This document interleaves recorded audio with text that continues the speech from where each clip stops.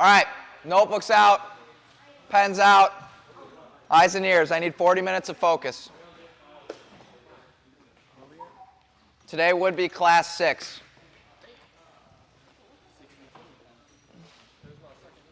Yes, this is your second class. Okay, first things first. Did everyone do their meditations?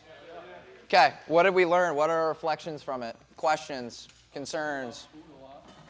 Okay, so you thought about food a lot? That actually is really common because we think about food way more throughout the day than we believe we do. What else? What are our reflections? Okay, so you thought about basketball a lot? Okay. Did everybody feel that muscle in their brain when they get lost and they come back, when they feel presence? You do? Okay, that's the muscle we're trying to build. Okay, so as long as you're feeling that, that's perfect. Is it getting better? Like, are you catching yourself faster? Did you throughout the week?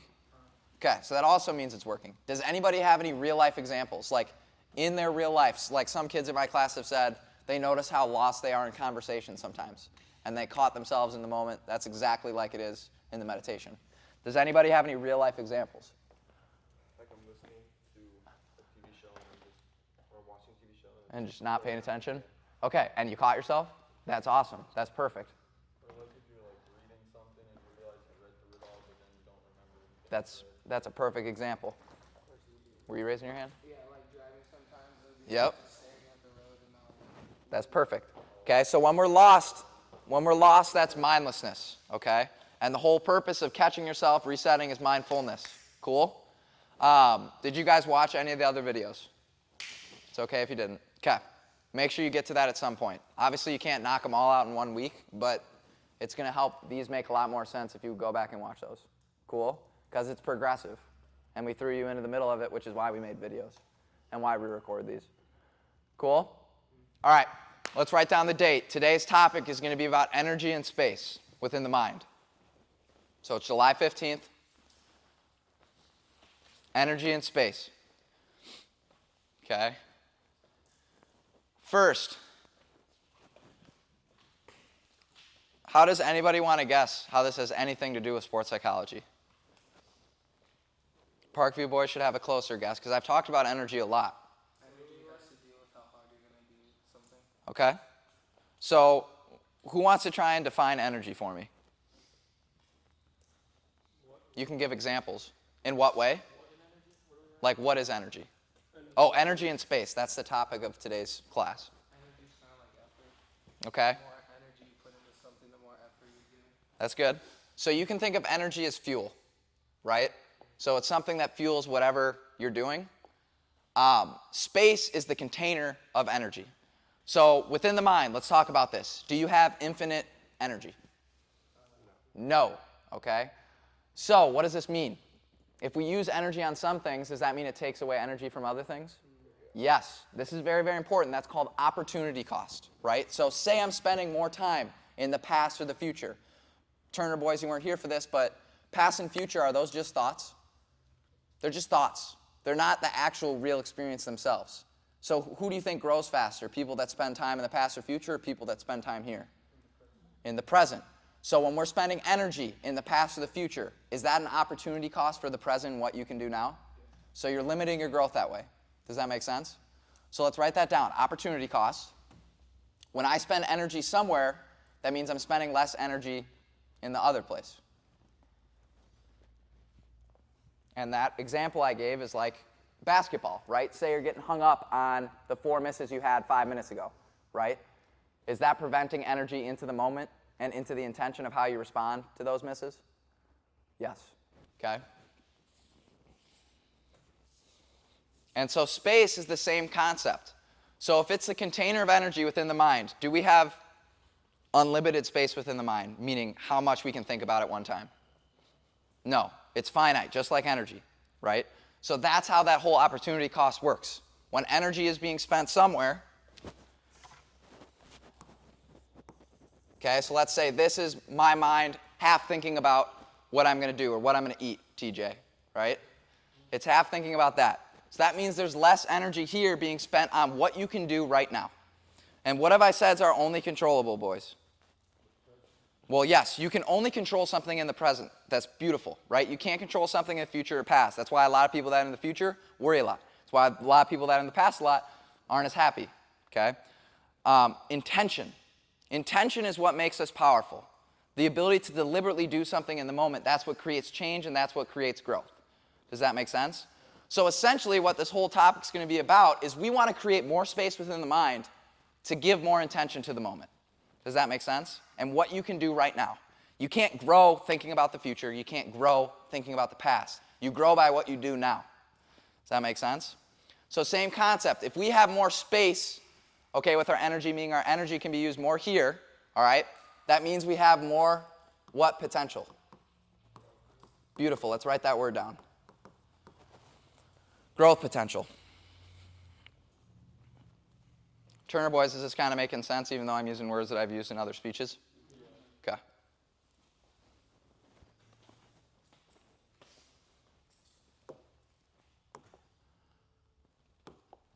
So, what do you think the problem is then with most of us when we talk about energy and space within the mind?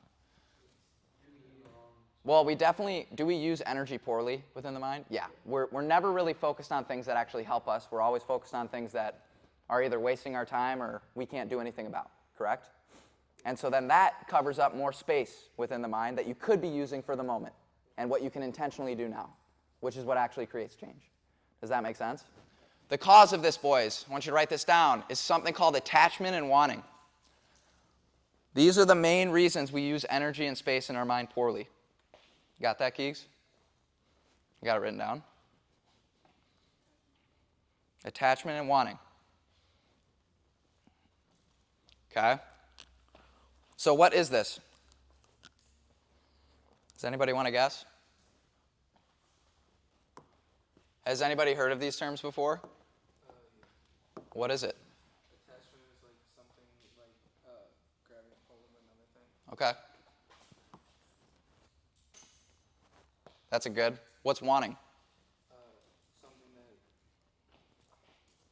can't even explain it without using it. That's okay. So Parkview boys, you remember when we talked about non-judgment and judgment? Okay. So boys, let's say this circle represents the moment and what's going on, okay? So from past classes, Beloit Turner boys, okay, there's something called judgment and non-judgment. It's a type of perception on what happens, okay? So let's say that you airball 5 shots in a game, okay? Most players, what are their thoughts going to do? Do you think they're going to judge that event, or do you think they're going to have a non-judging perception? They're going to judge it. You're going to say you suck, I shouldn't shoot the ball, I'm not a shooter, right? That's a judging perception on what actually happened. What would be a non-judging perception? You just state what happened, correct? You just state what happened. I airballed 5 times. Not it's good, not it's bad, not I suck, not I'm not a shooter. It's just what happened, okay? So if this circle represents the moment, when we judge something, it's because we want it to be different, right? We want the moment to be different than it is. But does that help us? Does nothing for us. All it does is waste energy. You can only work with what's going on here. Can you control results? Can't control results whatsoever. You can only control how you respond to results. Does that make sense? So you can think of these lines, boys. This is something called you're tethering yourself, okay? So you're bounding yourself to be a certain way to feel okay, right? Me, as a mental trainer and sports psychology guy, I'm trying to give you the word called freedom. Okay, what does that word mean? The ability to do what you want, okay? And in this situation, it's being able to respond in whatever way you want to what's going on. Where most of us, when we have overwhelming feelings or things externally aren't going well, okay, do a lot of us shut down? A lot of us do. So we're not free. Attachment means you're not free. You need something to be a certain way to be your best player, to be your best self. Does that make sense? So most players are attached to results, correct? They need results to feel good or to be okay or to respond well to situations. Does that limit you? It limits you more than any other thing is results limit you, and it's because we're attached to them. It's because we want them to be different. But it doesn't matter how much you want, it's not going to change what happens. All you have is your intention, right? You can just intend. I can just put my best self forward, and hope the results go well. But if they don't, you do the same thing over again. You cannot control results. If you shoot 1,000 shots in a day, does that guarantee you're going to make every shot you shoot? Not a chance. But all you have is that intention. And if you're always focused on intention, will you grow faster than getting caught up in results? And that's, remember when I talked about it this morning? It's about speed of growth. That will bring you results. You don't even have to think about results. They'll come to you effortlessly if you just focus on what you can do in this moment. Does that make sense? So, what do these lines represent? So this is the moment. What are these lines? So, wanting, right? So I'm wanting it to be different. So say we miss 5 shots, and I start to have bad body language, bad composure. I start to be, a dick to my teammates, okay? It's because I'm wanting this result to be different, correct? And then this circle represents attachment. I need to play well to feel okay, or for things to be going well in my life for game. Does that make sense? So wanting leads to attachment. These are the problems when we talk about energy and space and not using it well within the mind. We all on the same page? We all kind of get what we're trying to go at here? Okay. Because again, am I here to fix all your problems? No, I'm here to maximize your power. That's what I said in class 5 and class 1 to you boys, right? I'm trying to give you as much control over situations in how you perceive things within the mind. For most of us, are we a slave to the mind? Yes, most people. That's what meditation and mindfulness can give you. It gives you more power and control over how you choose to perceive situations. Does that make sense? Cool. So, I didn't stop through that whole spiel to write stuff down. So what I just said, in your own words, write down. Okay? So draw that little diagram we had, right? The circle represents what's going on. The lines represent us tethering ourselves, right?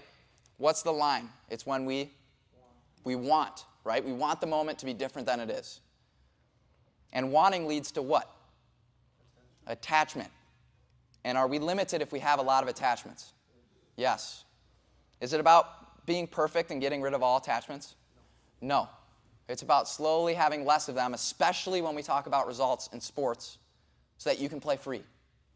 So you're not worried ever, right? Stuff doesn't go your way, it doesn't matter. You can still be who you need to be your best player or best self. Cool?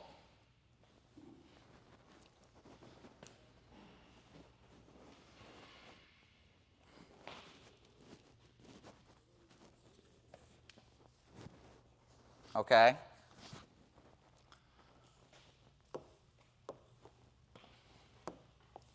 So, another thing when we talk about space within the mind, boys, is there's these things called blockages, right?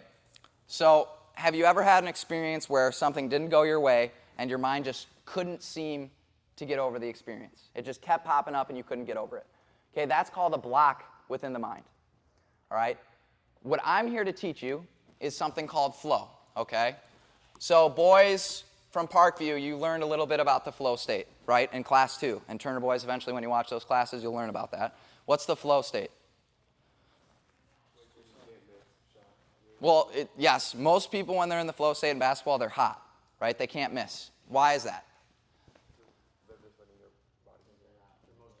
There's no thinking involved, right? You're letting all the work that you put in over the years just take control, right? A good analogy could be like driving a car, right? In the flow state, you're in the passenger seat, and the work you've put in is the driver, right? When you're in complete flow and you're playing effortlessly and you're playing the best you've ever played, it's because you're letting the work just do everything. You're not thinking in the moment, you're just letting everything you've put into it drive the car.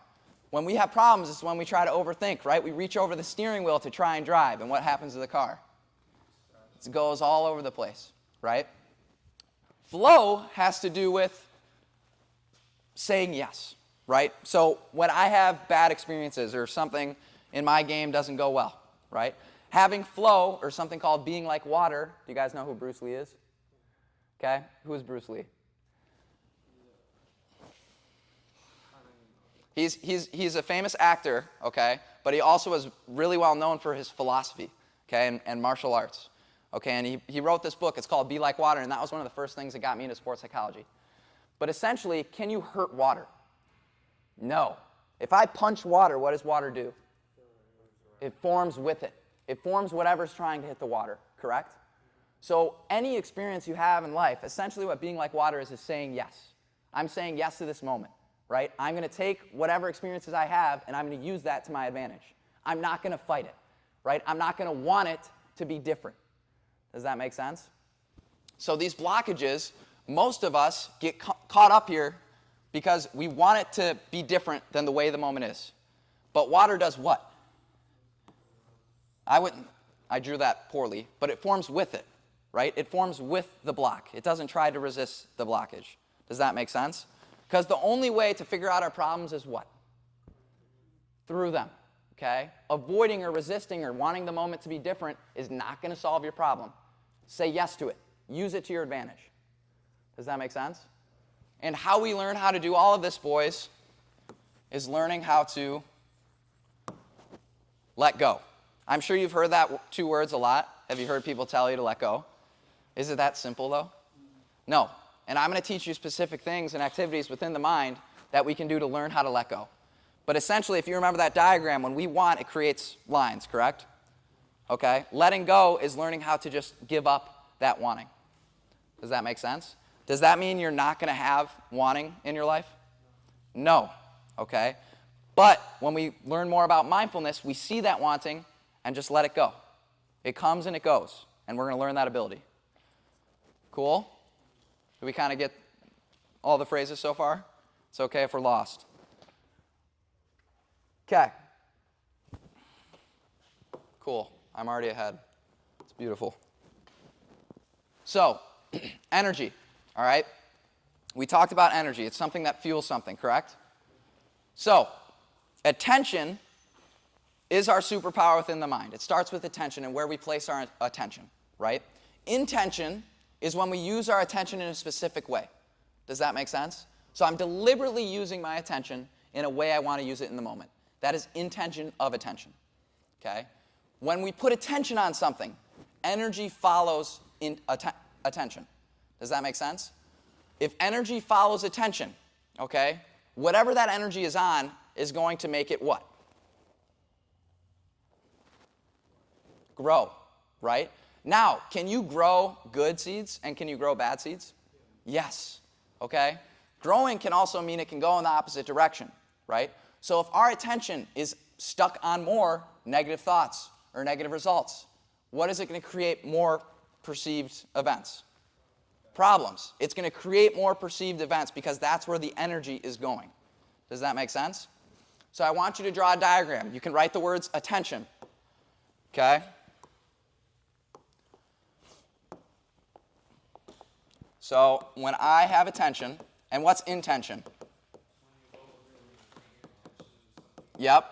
And do you think I want you to focus on this? Yes. But can you have attention on things without deliberately trying? Which is important to know. That's when we're mindless, correct? And when we're mindless, do we have any control over what we're growing? So you could be growing a lot of bad habits in the mind, and that's the biggest piece to understand. Make sense? So where attention goes, energy flows. And whatever the object of attention is going to what? Grow, whether it's up or down, right? So, am I here to teach you how to give up wanting? No. I'm here to teach you how to want less and to want the moment, right? There's nothing else you can do other than want the moment, and that's saying yes. That's learning how to be like water. It's learning how to not resist what's there and to use it to your advantage. Does that make sense? Beautiful. And what we focus on expands. So let's just take a term like gratefulness, okay? So let's think of attention on things we don't have, right? And a lot of people can get stuck in this trap. If you spend a lot of attention on things you don't have, what are you going to grow in your perception? Well, wanting, yes, and more things that aren't in your life. You're going to perceive, oh, I don't have this, or I don't have that, and that will continue to grow. Does that make sense? Where if we turn our wanting inward to what we have or to what's in this moment now, what's going to grow? Well, yeah, you're going to perceive having more because that's where your attention is. Does that make sense? So write this down. Whatever my attention is on will expand. It doesn't matter if it's helpful or unhelpful. And this obviously has everything to do with sports, because whenever we're getting tripped up, our attention's probably on more negative thoughts and feelings.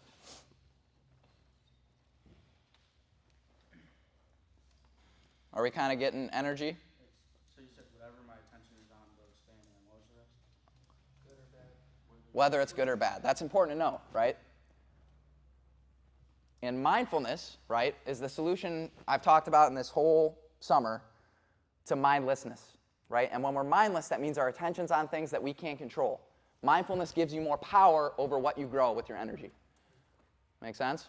So mindfulness is like thinking about things that you can control, and mindlessness is like things that are out of your control. So that's good. What's the definition of mindfulness? Being mindful. That's correct. That's what the term is. On purpose. On purpose what? So it's on purpose awareness of this moment, right? So it's clearly seeing what's going on now. Because if you clearly see what's going on now, can you make decisions with what's going on? But if you don't see, so analogy could be this room. If the lights are dark, can you see the problems you're experiencing? You have no idea what's going on. Mindfulness is turning the light on, seeing the problem, using it, fixing the cause. Does that make sense? Which essentially gives you more control, which is what I'm trying to do here. Cool? Beautiful.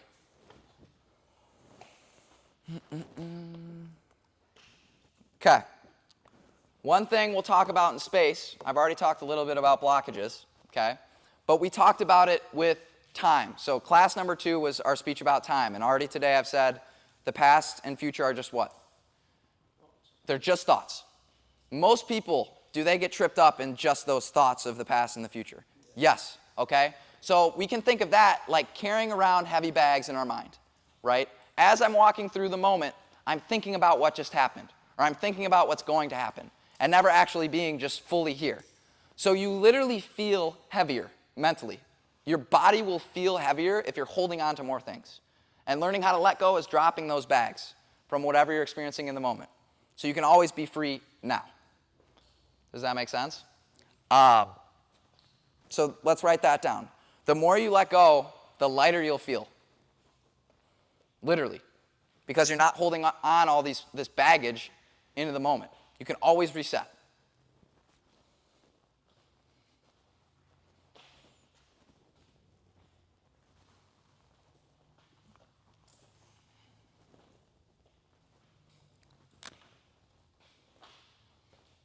What do we got for time, buddy? Phew. I was thinking you guys ended at 10, but you ended at 10:15. Okay. So we learned that wanting is the cause of all of this, correct? Because if you didn't want the moment to be different, would you ever have any problems? You'd never have a problem. Your wanting of the moment to be different is what causes all of our problems in sports and in life. Okay? So write this down. Wanting is a certain type of energy. And like we learned, if we use our energy over and over again in certain types of wanting, does that create the habit of wanting? And that's going to create more tension and strain.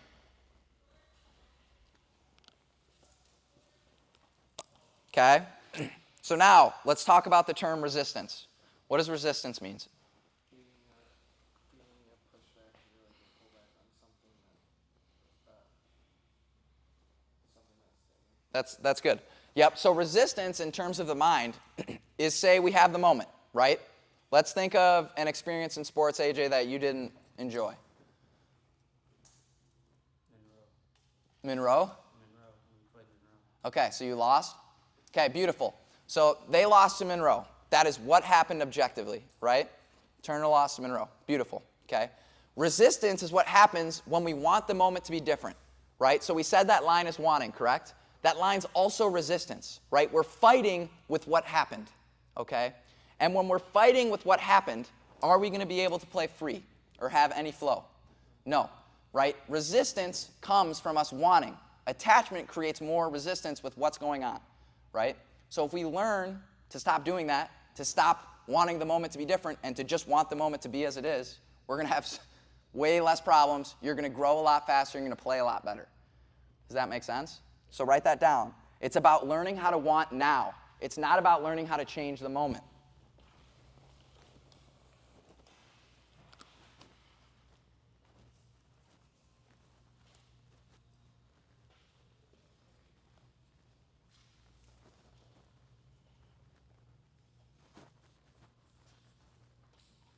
Okay? We're also going to write this down. So, what's an illusion? Parkview boys. Did we talk about that in class 5? We did, didn't we? What's an illusion? It's something you think is real, but is not. That's important, right? Because an illusion, you think it's real, but really it's not. So, like, let's say you get stuck, you put on virtual reality, right? What's up? Okay. Can you come at 10:15 when the class is over? Urgent? Okay. Give me 1 second, boys. What? The Turner guy wants to pay credit card $4,000. Okay. Not sure where to. Tell him where he wants it. I'll have to build that in the system. So say, come tomorrow.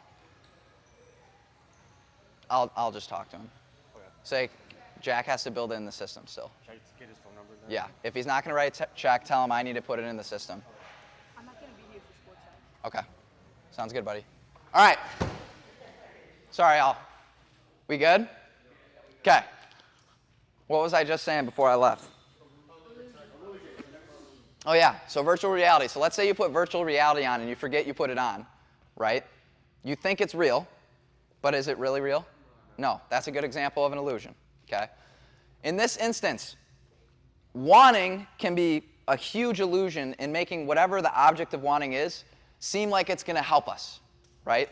So say wanting the moment to be different against Monroe, losing to Monroe, right? The illusion of wanting can make it very, very intriguing that if I wouldn't have lost Monroe, I'd be a lot better, right? But what's the only way you grow? Through failure, through adversity, through that resistance, going through the problem. That is the only way to solve your problem. So if we learn how to say yes and not look at that, perceive that as a negative event, you can say, this is really, really good for me. I know what I need to work on now. Does that make sense? So write this down. Delusion equals what we crave will make us happy or feel better or feel okay. Delusion or illusion, yep. Because is that how we fall into that trap of wanting? We think, oh, once I get that, now I'm going to be okay. But then what happens after you get it? It didn't help, because are you training yourself to think wanting is the solution? So even if you get what you want, right, you've trained yourself to want to get there. So once you get that object, you're still going to continue to want. That's how you've trained your mind to work. Does that make sense? So we have to train our mind to want now, not want outside of it. Cool? Beautiful. And then this is a really, really good phrase, boys, and you can write it down if you want to, okay? But this is something that I write down all the time, okay? It's if people simply stopped constantly focusing on how they want to get out of this moment instead of training how to be at ease with what's here, you'd grow exponentially faster, right?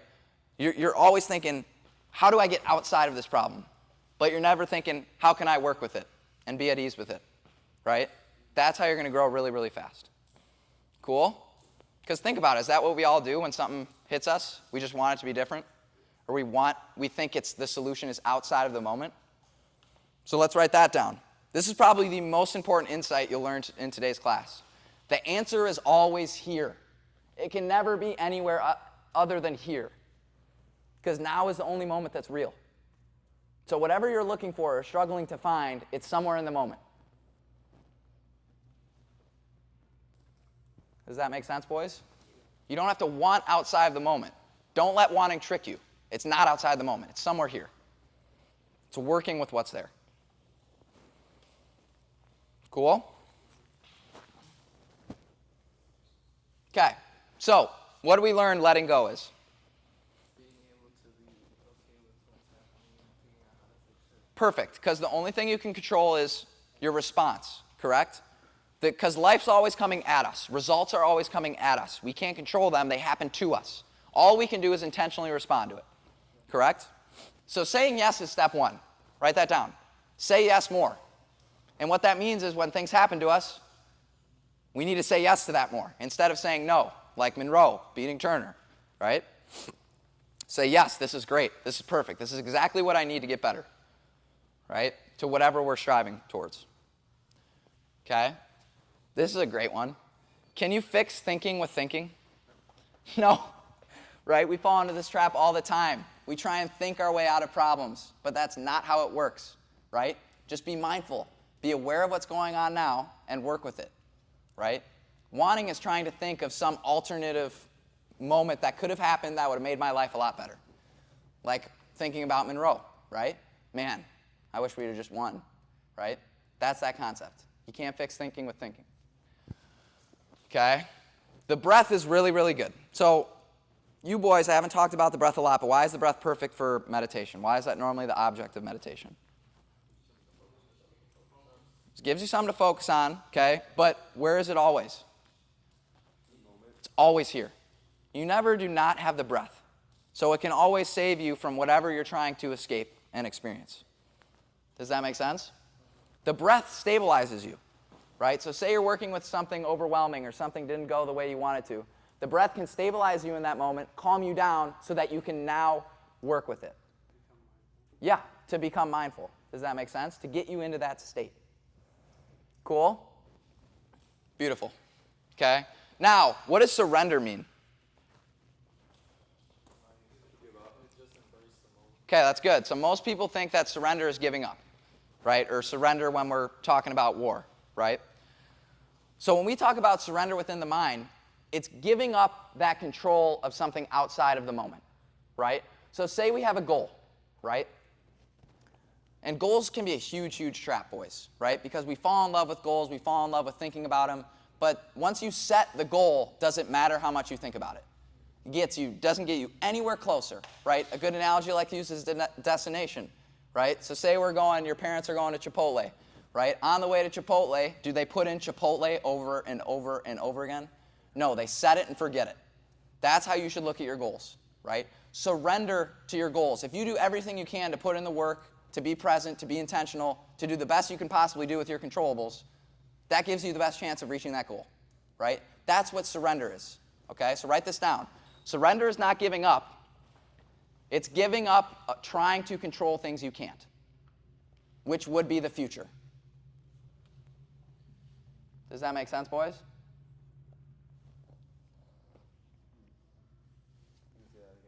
Yep. So surrender is not giving up. It's giving up trying to control things that you cannot.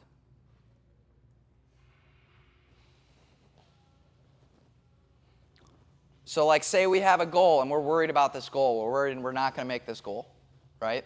Are you surrendered at all to the goal? No, right? You're trying to control something you can't. Control something you can do, which is right now. Does that make sense? What do we got for time? 10:07? Crap, okay. Cool. So is surrender a type of letting go? Yes, but it's aimed at the future, which is what a lot of us need to work on. Because all of us are striving for something, correct? Now surrender to that goal. Or if you looked at your notebooks and you did that SWOT analysis, there's this thing called even if, right? That's helping you surrender. Even if I don't make this goal, I'm still learning this, this, and this. Does that make sense? Okay. So, I do want to talk about this a little bit. I lied. Okay. So, activity today. So, Beloit Turners, you guys did 5 minutes, right? In, out, correct? Okay, we're going up to 6 minutes. We go up 1 minute every week. What are you guys at? 8 minutes?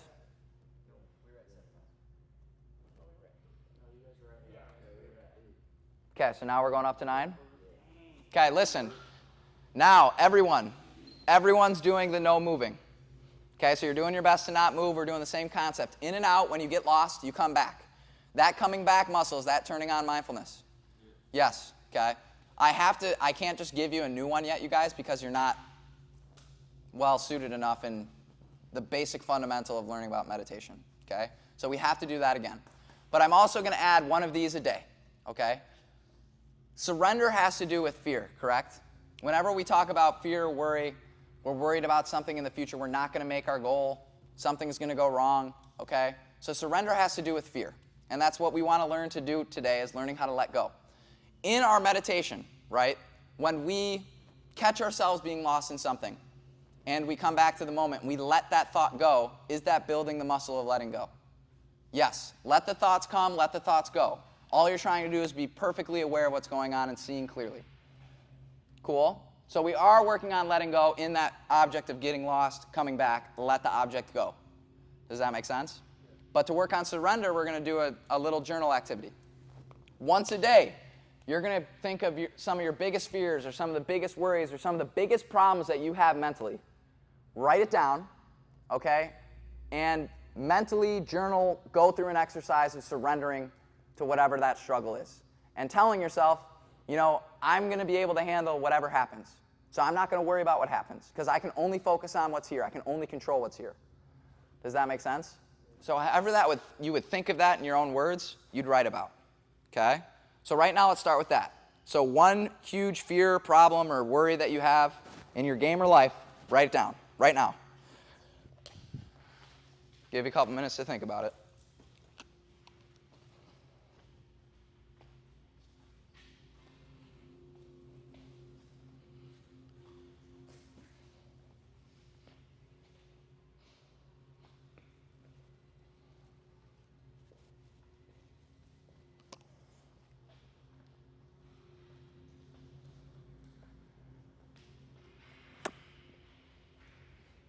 And then once you write it down, I want you to journal however you think about it in surrendering, right? I can only control what's here now. I can't control whatever this worry, this fear, or this perceived problem is. And if it does happen, I'm going to use it to my advantage. I'm going to flow with that problem. I'm going to say yes to that problem. So there is nothing to worry about. And there's nothing else to want. Does that make sense? Kind of what we're trying to do with this? So this should take 1 minute to 2 minutes. You do this with your meditation. Does anybody want to give an example? Noah. Financial stability. Okay, financial stability. That's perfect, okay? So say we're worried about financial stability. Is that a very normal worry to have? But what can you control? Like planning my finances in a way that will optimize the money I have. Okay, yep, and you can only do that where? Here. Be intentional with that problem, okay? If the results of that don't work, all you can do is work with those results and do your best in that moment again. Is that literally all you can do? So could you ever have any grief or regret about anything you experience? No, because you did what you could. Does that make sense? That's an example of my mind how I would surrender to that problem. And then you can let it go. Just be intentional in the moment. You don't have to worry about it because that's all you can do. Cool? That's good. Anybody else want to give an example? I'm getting hurt before the basketball season happens. Okay, that's another great one. Do you have any control over that whatsoever? No control over that whatsoever. All you can do is be intentional in the moment. So doing things to prevent injury. That's all you can maximize. You can't control the result of getting injured or not. That's an example of surrendering, letting it go. Make sense? Do we got that, boys? So one of those journal activities a day. Turner, you got 6 minutes. You guys got 9 minutes for your meditation. For the meditation, we have time to do it. We're going to go for 2 minutes, okay? This is going to be challenging for you. It's a distracting environment. It's loud. I haven't soundproofed this room yet. But when you get lost in the distraction, what do? Come back to the breath. Are distractions good for us? Say yes to the distraction. It's helping you build that muscle of coming back to the moment. Cool?